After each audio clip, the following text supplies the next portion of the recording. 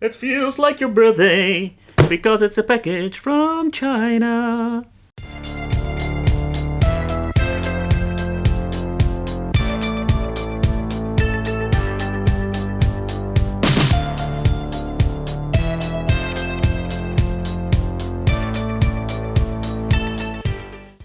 Ooh, hey guys, welcome back to the channel. It's awesome that you're tuning in. So in this video we are going to take a close look at the Extreme Mini Game Box, and it comes with more like a Super NES controller. They also call this thing the PK06, and the dog is keep barking. Doggy, shh! But what are we going to get inside the box? Let's find out. So this is what we're going to get, and there's not a lot, and there is also no cable because this is an HDMI dongle. Yes, so I already mentioned in my previous videos that this is going to be the generation of the dongles itself, but there's one thing that is a little bit concerning. This thing is quite thick, and to stick it in my television most of the time I will cover up a port or it just doesn't fit at all. So they're going to try it out, and it doesn't work. We are basically screwed because there is no HDMI extension cable. By the way, there is a way to remove the SD card, and in games I don't know if it's possible because sometimes they still lock the system. This thing comes by the way with a 128 MB card. Yeah, MB. Okay, the controls itself is more like a Super NES control without the shoulder buttons, and the connection method is just prehistoric technology. So this is more like a really cheap solution. Comes without batteries, so we need to buy them separately. Take it in consideration. We're going to grab ourselves some batteries and we're going to check them out. There's no switch for player 1, player 2, so I think I need to check out which one will work for player 1, player 2. On and off switch for saving some batteries. The D-pad feels not bad at all. And not to forget, no chemical controls this time.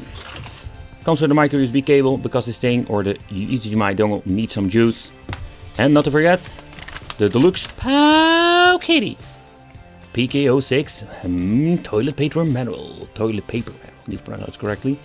So signal search, how you need to connect it and how everything works. What does it say here? More like, how far is the distance of the wireless signal? Usually it's working distance between the two controllers about 10 meters. Alright. Interesting.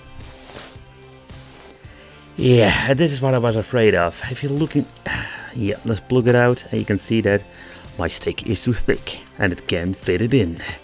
So that is just a problem, my friends, and see, that is the reason that we can't wiggle it in. What we need to do is basically plug in this cable and we're going to connect it like this. Grab ourselves the USB cable and we're ready to go.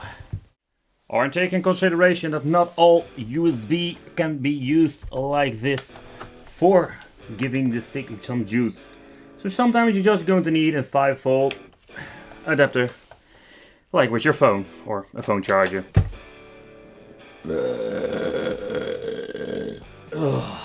Yep. You understand me now? Very good. So this is the menu I have seen before with different NES clones, more like the NES Mini clones from China. We're going to get action, shoot, sport, fighting, racing and puzzle games. And basically what they did is they cut off part of the list and just put it in different categories. And the categories makes no sense whatsoever. Yeah, seriously, it doesn't make any sense. So we're having here shoot game, Contra, a lot of naughty games on it. So the list itself, it's more like a mix of homebrew games in a combination with the naughty games. But what I did notice with these more like plug-and-play HDMI sticks, there are no double games like on the handhelds that I've seen here on the channel. And I can already tell you, let's go to the fighting and we're going to get turtles, obvious, Double Dragon turtles. Weird thing is that we're having turtles 2 and 3, but there's no turtle one, nowhere to be found. Racing games, RC Pro IM of course, a lot of familiar ones. See, what has Barbie to do with freaking racing games? And not to forget the puzzle games, and this is the biggest list, 365. So this is just well like NES clones. They're just done filtering the stuff, just slapped all the other ones up in one big gigantic list. And here you can see we're having a lot of weird stuff going on. I must say the D-pad is very sensitive, but the list goes on and on and on with a lot of different games. And there was no even an alphabetic order. No, that else. What a mess, man, what a mess. And there was no search function either. Okay, so let's start off with an homebrew game, Sonic the Hedgehog. Take consideration when you're pressing select and start at the same time. and you're holding for a couple of seconds, it will go back into the main menu. Or the list there you were last visiting. Okay, so let's see. I must hand it to them, the controller is indeed very responsive. With another device like the twin game controller I had some issues, but this works very well.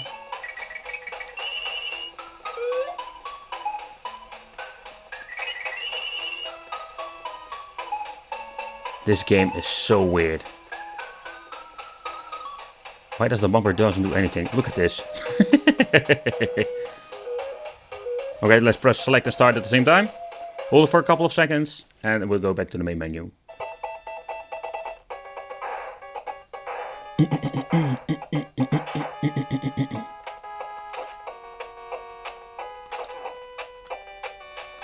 I'm Robocop, yeah, I gonna punch a very bad guy in the face.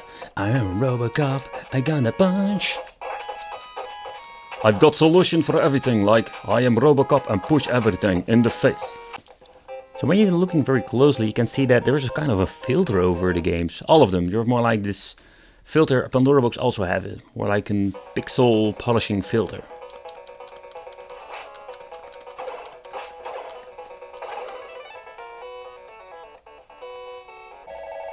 And this game is basically on every NES clone, Famicom clone, or is it sub game box, whatever. There are so many of these flicking things, but they're all using the same games.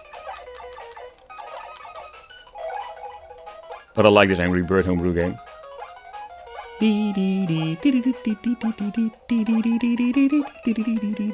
Yep, this song is getting stuck in my head now.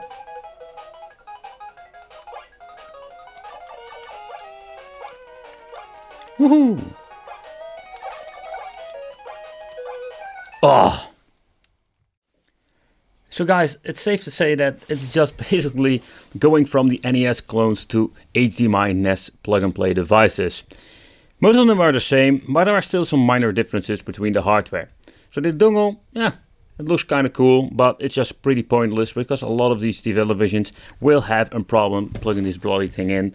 And they didn't add this freaking extension cable. I have one laying around from another system, so it was convenient, but if you don't have it, you can't use it most of the freaking time. It's a funny device, the controllers are not bad, they are very responsive and they didn't lie in the manual itself. The D-pad plays very nice and I'm very pleased with this controller in general. So yeah, let me know in the comments what do you think of this. It's more like the new generation of 8-bit stuff, more 8-bit in different form factors. I want to thank you for watching, consider subscribing, hit the bell, become one of the Wicked family, and I will see you in the next video.